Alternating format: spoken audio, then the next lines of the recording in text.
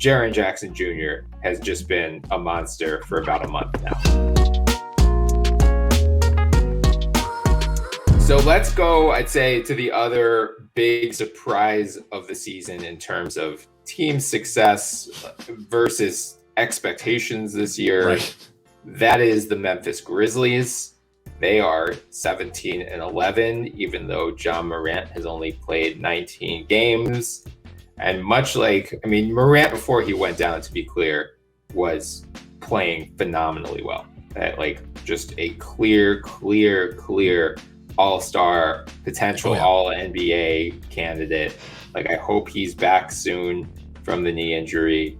He was so good and so fun. And, there's going to be a million Ja versus Zion debates once he's back because of everything that has happened with both of those guys this year.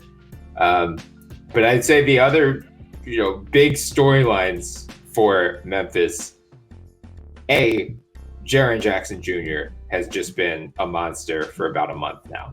He got off to a somewhat slow start this season, but this is the guy they envisioned when they gave him that big contract. They're getting him, much like with Jared Allen, getting him on a sub-max deal. You got him because he had the inconsistency last year and he was hurt for most of last year. But, over the last, this is since November 15th. So over the last month, 14 game sample size, he's averaging 19.5 points on 48% shooting, hitting 35.6 of his 6.2 3-point attempts per game.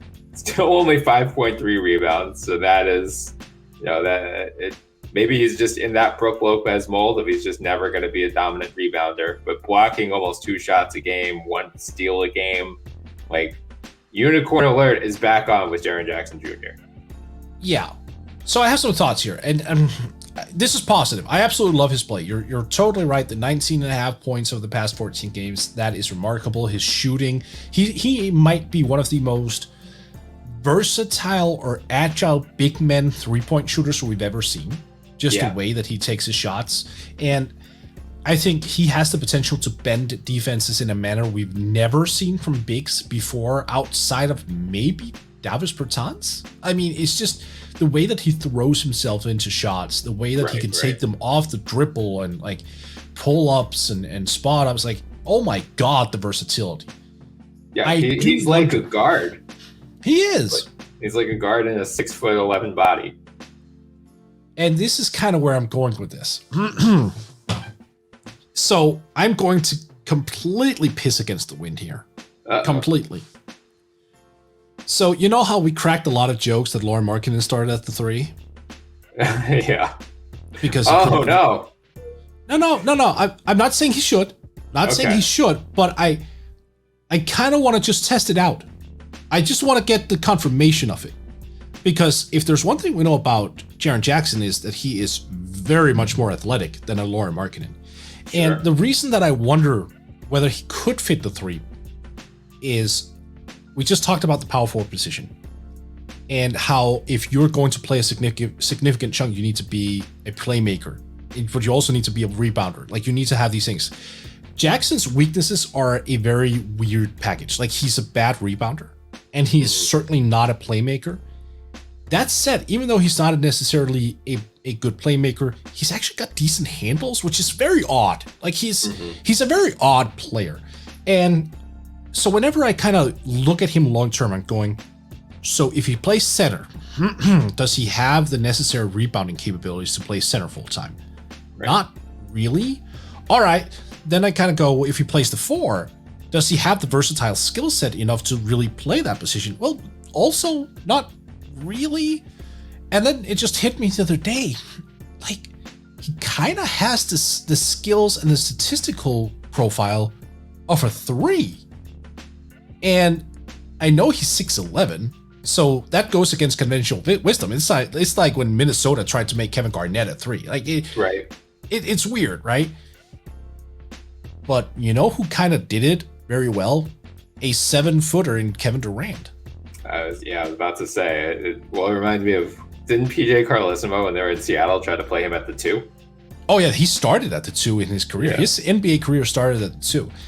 And look, again, Jaren Jackson Jr. is not Kevin Durant. He doesn't Kevin Durant's ball handling to me has been one of the most underappreciated parts of his game for the course of his career. No one really talks about his ball handling, and it's so wrong because, oh my God, Kevin Durant at that size and can still handle the way that he can and play make, ridiculous. That is what's opened up his game.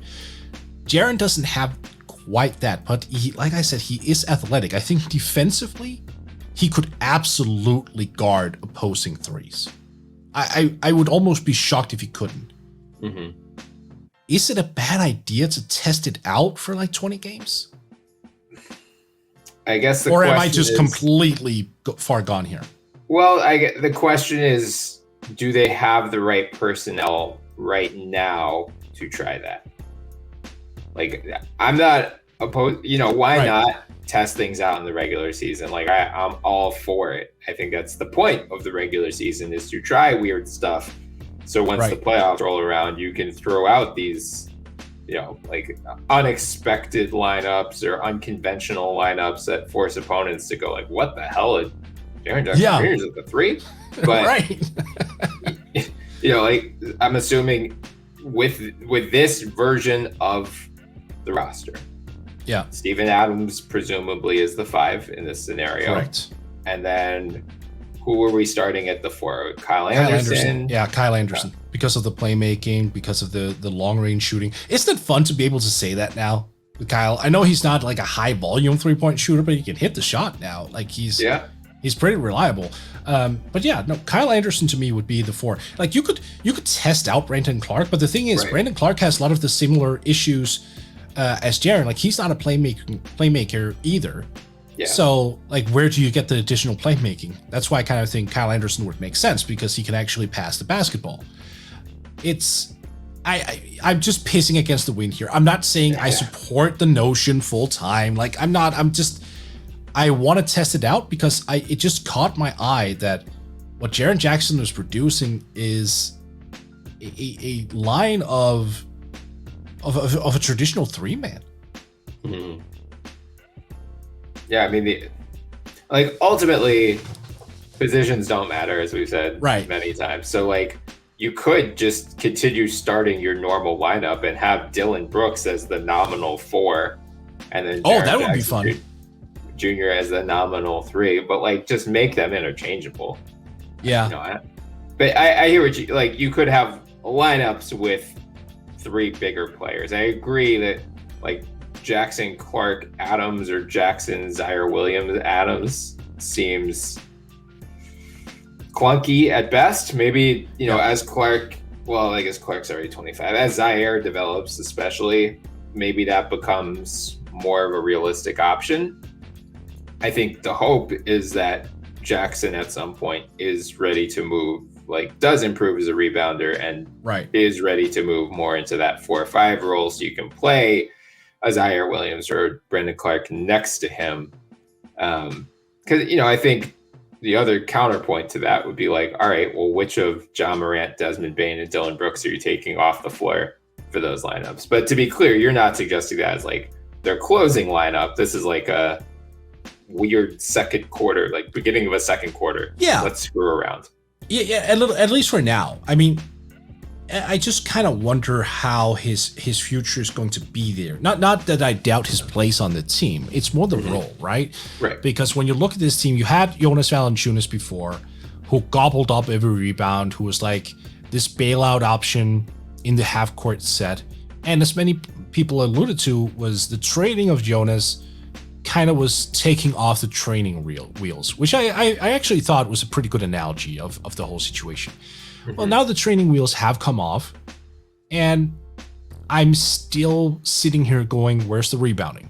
And I realize that the rebounding has been deprioritized in the NBA, but again, to reiterate, and I've been saying that on this podcast for years, it is something I still think is crucial in the NBA. You still need rebounding. If you're not prioritizing rebounding and teams are getting offensive boards all the time, like they're gonna win the game because you're getting up more shots. It's basic math. So you need to be able to rebound. And to their credit, they're not a bad rebounding team. Total, they're second in the league because they right now have Steven Adams. But I'm sitting here with the assumption that Steven Adams is not going to be long for this roster. He's not going to be there like in 3 or 4 years necessarily. And if he is, he's going to play a limited role because he's not a good scorer, and there are some issues with him there. So that just leaves Jaren Jackson. Is Jaren Jackson just this high utility player that you can essentially play for 3 positions? The small forward, power forward, and center?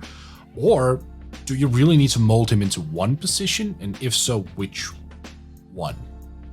Yeah. So that's where I am. Like, if they draft a guy who come in at the 4 spot and who's an elite rebounder, you know what? Fine. Throw him at center and it doesn't matter.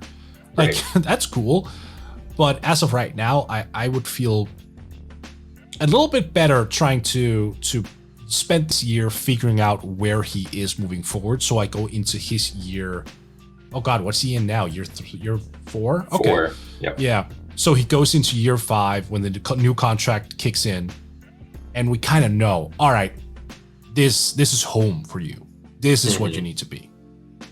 Well, I mean, the good thing is from the Grizzlies' perspective is that Ja Morant is a pretty good rebounder for his size. He's averaging almost 6 per game. Desmond Bane. He's averaging more. Yeah.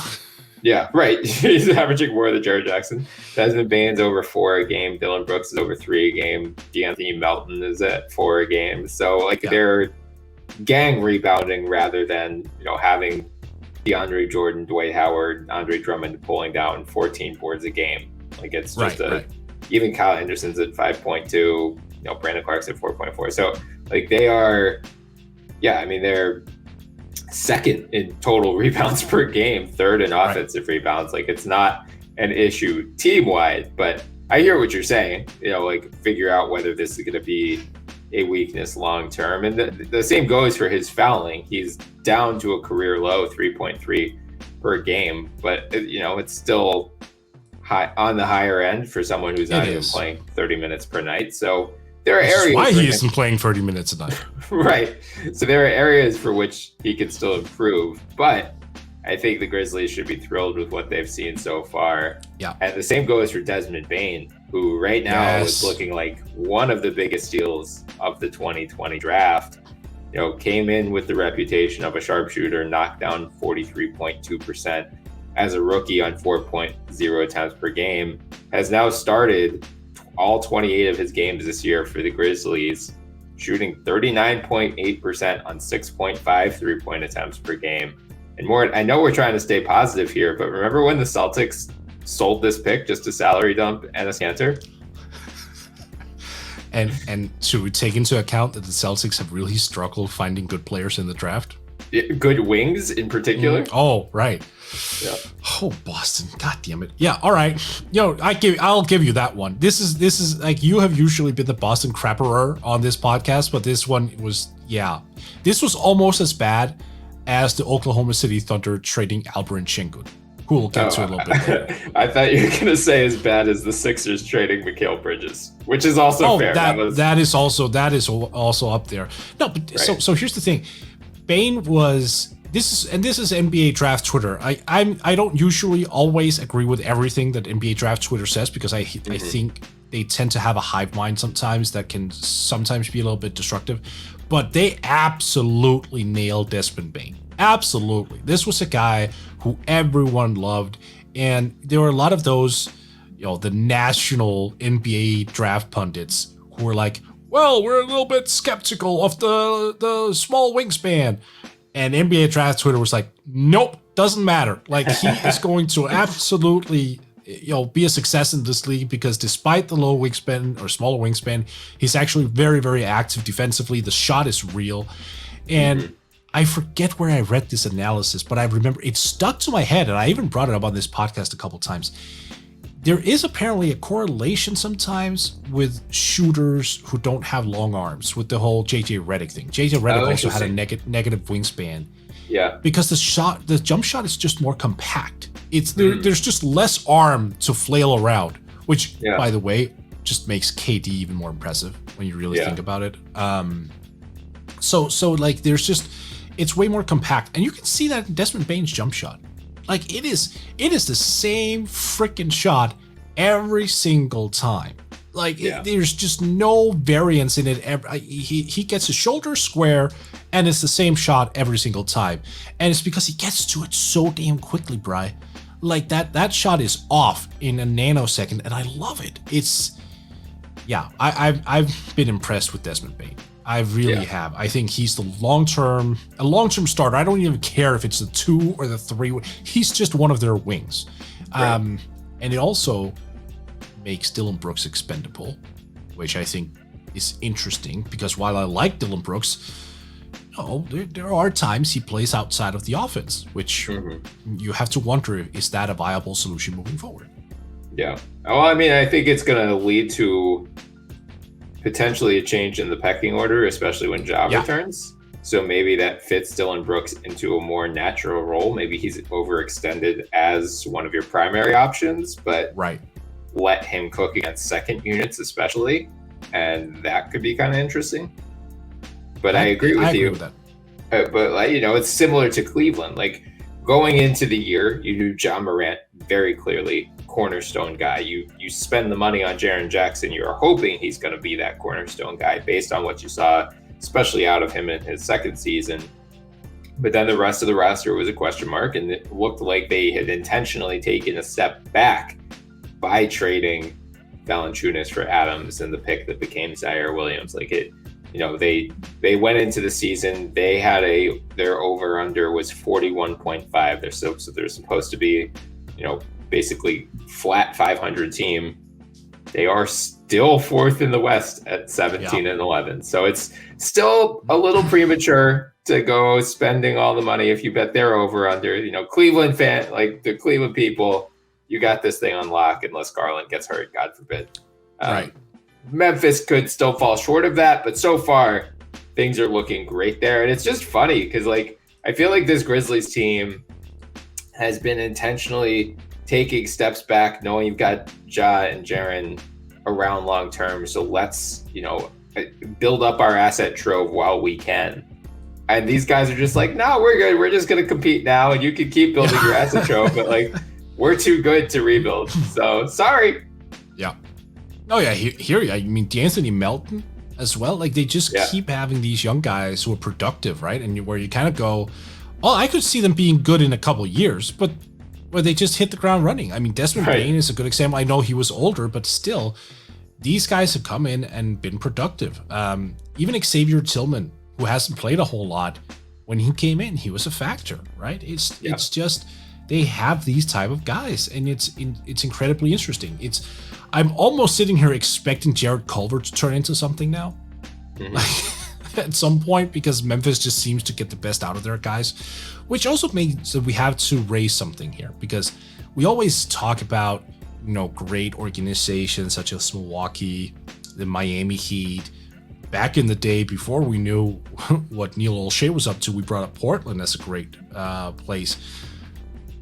The Grizzlies.